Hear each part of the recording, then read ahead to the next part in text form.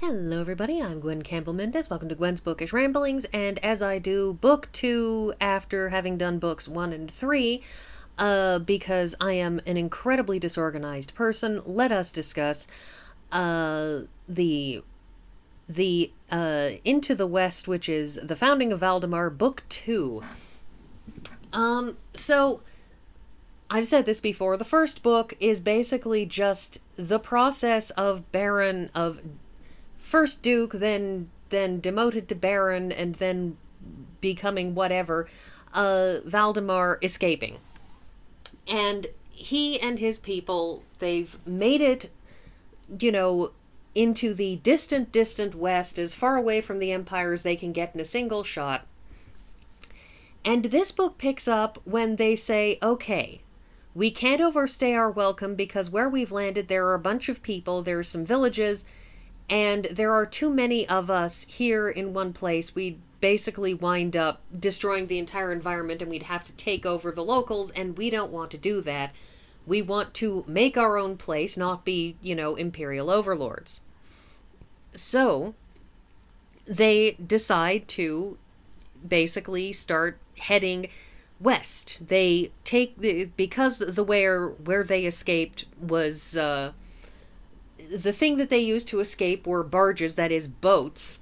They basically take their little flotilla of boats and plonk them onto a river and start basically planning to follow the river.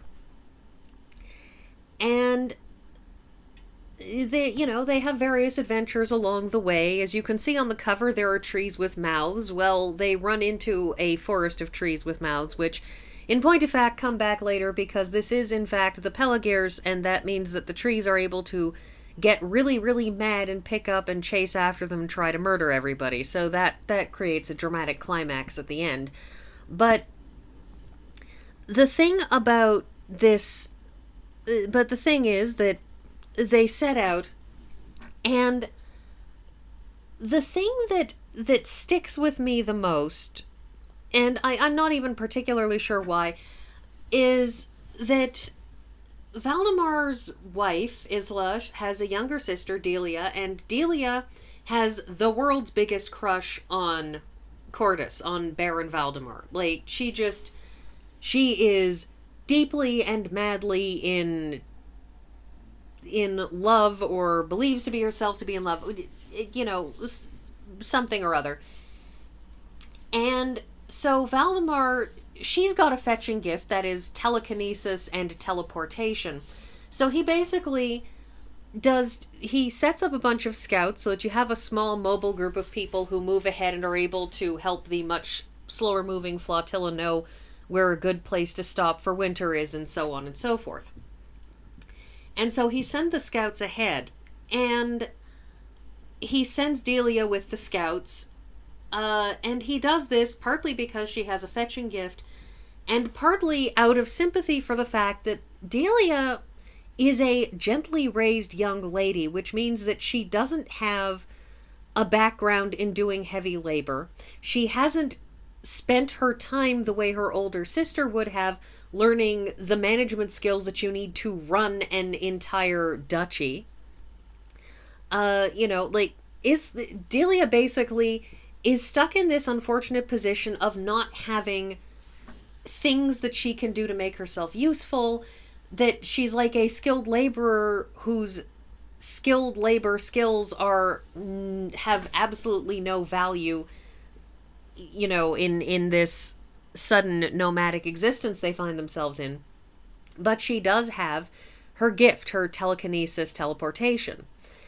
And so Cordis sends her there partly to, give her something to do that can use her skills, that can get her out of the way, but also because of this tendresse she has for him. Because the thing is, the interesting thing, though, is, and maybe it's just a miscalculation on Lackey's part, maybe it's just me, but I feel a little bit like her feelings for him are overplayed in terms of Cordis's discomfort and a whole bunch of other things, that it's like she feels this way, and everybody knows she feels this way, but at the same time, it's not a wholly irrational thing, at least it wasn't certainly in the first book, for her to hold out hope that he would leave his sister for her, because in the very first book, and this changes in the second and into the third, but in the first book, Cordus very explicitly thinks of Isla as the woman he married because it was effectively an arranged marriage, and that they're good friends. They were good friends before they married, and they're good friends now, but they are not lovers. They are not in love. They don't romantically love each other. And Delia can see that. And it's something that I think gives her a not wholly unwarranted hope, because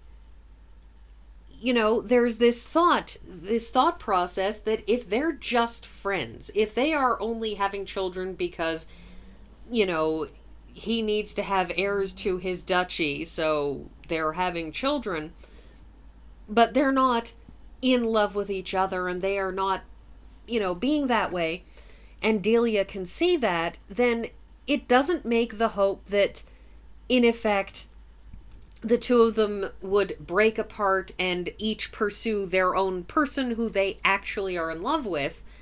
It doesn't make that a wholly irrational thing.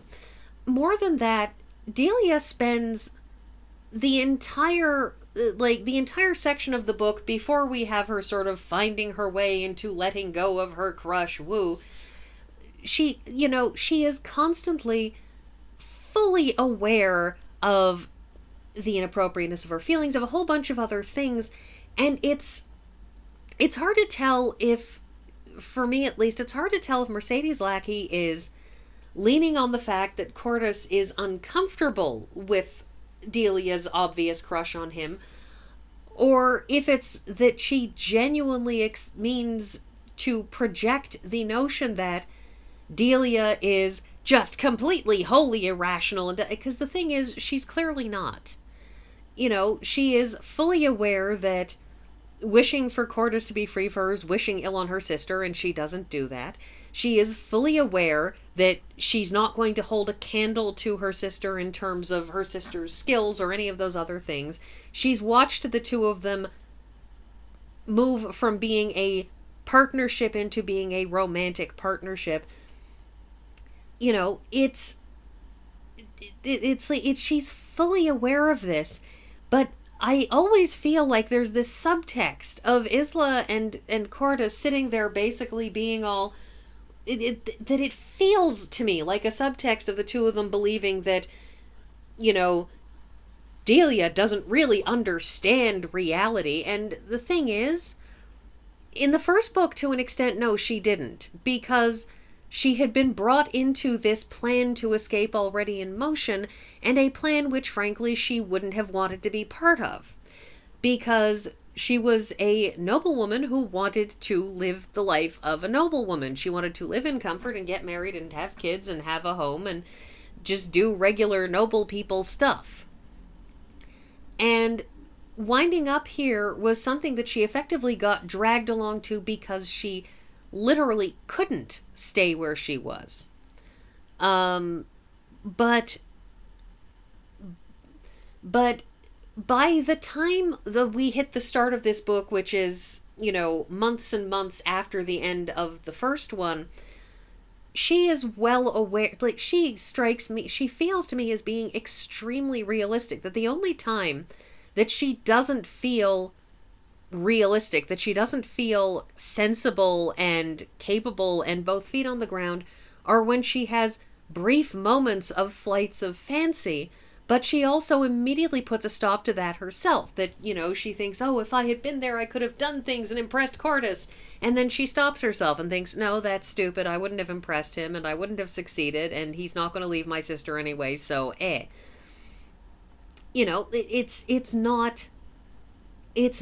just, it rubs me a little bit the wrong way that it feels like Cordus and Isla are being, frankly, that they're giving her less credit than they ought. It's not that their decision wasn't the right thing for her in the end, in terms of giving her some place to go and something to do that didn't leave her trapped with her skills going begging and not having anything useful that she can do, and so on.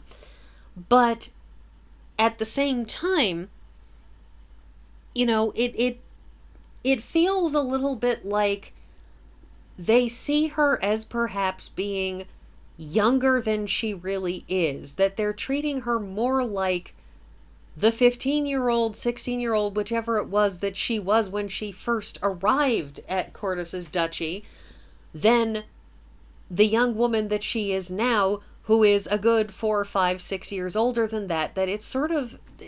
And it's really, really hard to tell for me. And I know this is possibly sideways to the whole book because, there's a lot of other stuff in there. There's Cortus and there's, the people with prognostication, foresight, who have sort of all left with Cortus and banded together to try to sort of guide things, playing the odds of their visions, because basically what they see when they see a vision is something that is...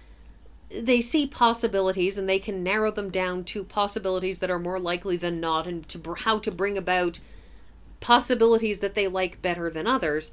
And there's a whole thing with them, sort of acting behind the scenes to sort of try to keep things moving in the direction that's better than not.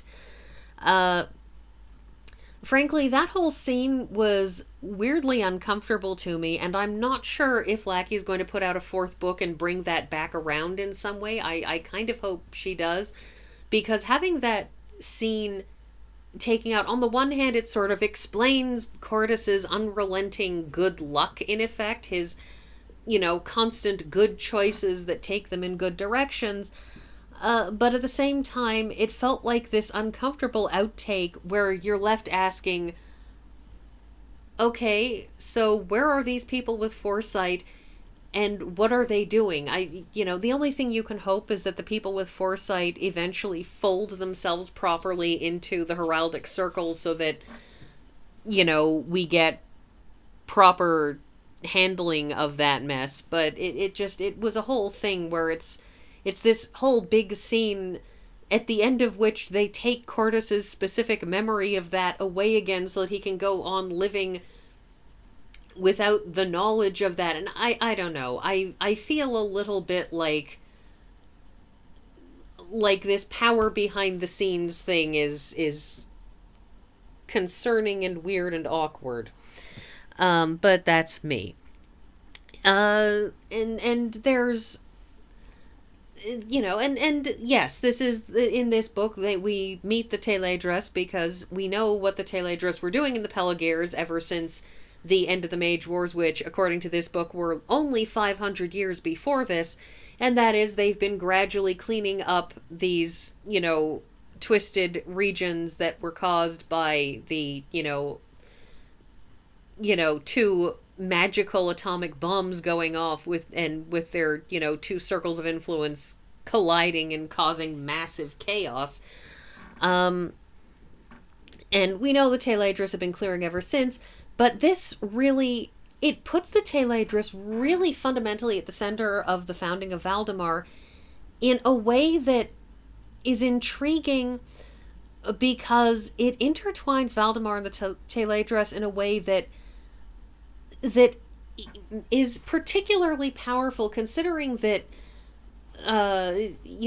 considering that Firesong had talked about them being intertwined, but this is really, really heavy-duty intertwining, and it's interesting. Also interesting is a side note about the first chronicler, because there was a whole thing about in Alberic's story about how the chronicler is supposed to keep track of absolutely everything with unrelenting truth, but the chronicler thing is in the 3rd book, which I'm not going to talk about because I'm talking about the 2nd. But anyways, so Tayledras and a whole lot of Delia. Anyway, that's I think that's everything that I'm going to talk about, especially because I'm running up on the end of my time, and yeah, that's everything, and I will see you all next week.